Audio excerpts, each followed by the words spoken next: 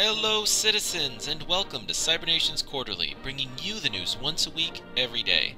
Our dedicated team of journalists bring you everything you need to know about war, peace, alliances, reparations, espionage, celebrities, and low-fat cooking. We tour the world, see the battle zones, know what to wear, and have dinner with your world leaders. And now, here's the news. We begin with news from the front. While the cyberverse has not seen a war on the scope of the Great War in many months, a new conflict broke out over the control of the Maroon Sphere. With a rather chaotic and violent history, Maroon has taken the place of Green as the Balkans of cybernations, with a new conflict which highlights the instability of this sphere. When the International Communist Party declared their intent to join the Maroon Sphere on November 13th, the response was not encouraging. The Nordreich and Maroon Defense Coalition stated that the ICP was not welcome in the Maroon Sphere, and any attempts to make such a move would result in sanctions. The ICP responded, saying that any such sanctions would be considered an act of war. In response, the Nordreich issued a statement with screenshots from the ICP forums indicating ICP hostility and ill intentions. After months of peace, it appeared that the situation would boil over into a frenzy of violence. And it did. When Commando fired a nuclear missile at Nordreich Emperor Kaiser Martins minutes after he resigned from the ICP, the die was cast. The Nordreich and MDC declared war on the ICP, and was swift followed by the Dark Developments Alliance. The ICP was backed up by the SRI and later the ODS. The United Nations condemned Nordreich but did not engage in the conflict. The fighting seemed hopeless for the ICP and allies from the start. They were outnumbered and outgunned. At this point, Kaiser Martins demanded harsh surrender terms which called for the disabandonment of their enemies. However, the ICP rejected these terms and actually fought back rather well. However, the knockout blow came for ICP when Goons and NPO joined in the war on the side of the Nordreich. Now the fight was completely unbalanced. However, Kaiser Martins surprised the cyberverse by letting the ICP and friends off the hook and declaring peace without any terms for the ICP. Rather prudently, instead of moving into Maroon, the ICP decided to embrace their pinko nature and move to the Pink Sphere, where they were welcomed by the United Nations. It was with this war that Odeon Senator Templar gained infamy by posting, "I request that no Odeoners post here," in just about every thread pertaining to the war. As a result, many members of the international community termed this conflict the Citrusless War, and Templar's well-known catchphrase has found its way into several signatures. However, Axis of Awesome involvement in the war may be damaging them in the long run, with ICP, a neutral power in the Great War, sending an MDP with the pink comrades of Lu. But for the time being, peace prevails. This is a CNQ breaking news update.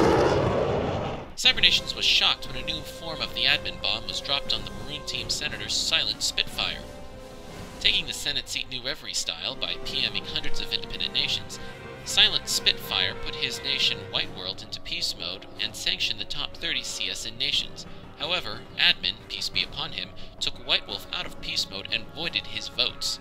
Many people feared that Admin was coming to destroy us all, but it turns out that he merely slipped and landed face first on Silent Spitfire, leaving bugs in White Wolf that caused him to be knocked out of peace mode and lose his votes. The votes were restored, but the damage from the attacks left White Wolf broken.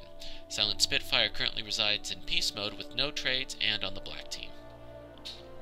And now a word from our sponsor, the New Pacific Order. Hey chump, what you doing looking all drab like that? You need to get your styles on down at Sweet's House of Bling and Ice. Today we got some new pieces to match your piece. Check this shit out. It's the resurrection of the tiger. Boy gets capped in an alley after some guy tells him to suck his balls, and then gets shot again in the hospital by the mob. After being 3 days down and out, he comes back. This blue diamond cross with red rubies is so fly, all the chicken heads with all but the donka-donk run around. No, you be representing for Tiger. Do you represent? Do you got Pacificon Polaris running through your veins? Then get your ass down to the corner of Florence and Normandy in South Central. Sweet's House of Bling and Ice. Aw, yeah.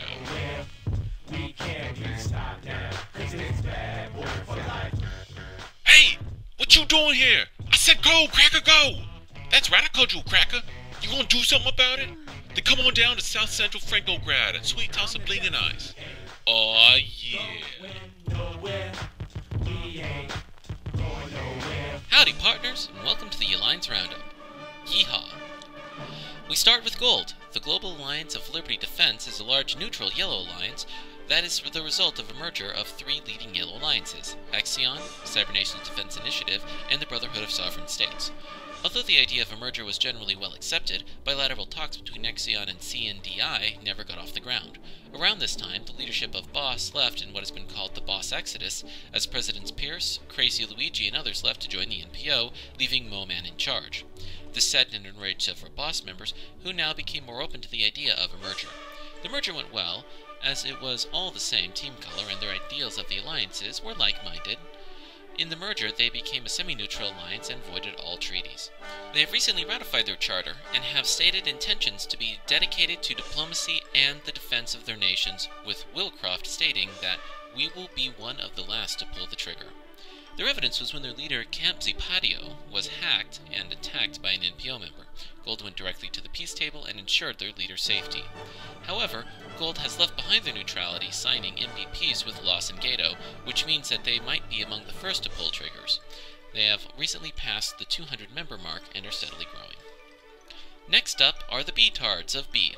B is a neutral alliance that is the latest of the so-called invasion alliances, originating from the 4chan family of boards. A link to CN was posted on the B part of 4chan, causing mass hysteria and fear that B would invade and destroy the game. Durkadon't, the B-Tard who posted on 4chan, posted the CN link with hopes of making an alliance. Although there was some controversy over some cheaters, they established themselves on CN firmly with a peak membership of around 500 members. They moved into the Green Sphere, which has been dubbed a holy land of sorts diplomatically because of the calm after PC's fall. B forged good relations with the GPA, following their lead into neutrality.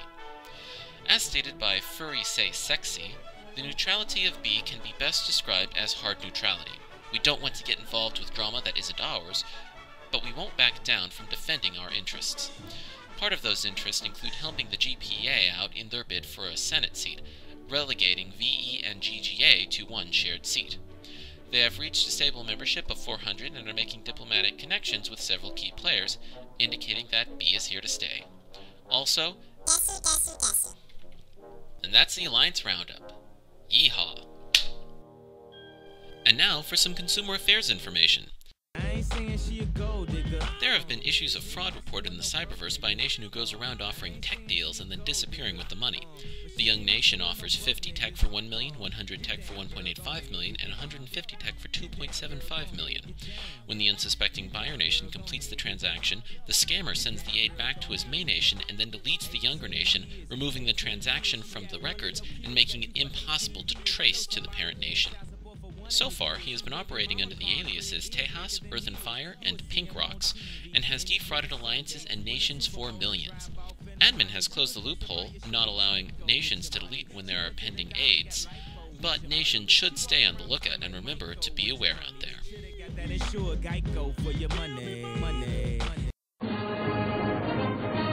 And finally, news you can use! If you have a stuffy nose, simply cut up some garlic, wrap it in a thin cloth, and breathe in. After a few minutes, you'll feel better and have a clear head. That's all the news we have for you today. Thank you for watching Cybernation's Quarterly, bringing you the news once a week.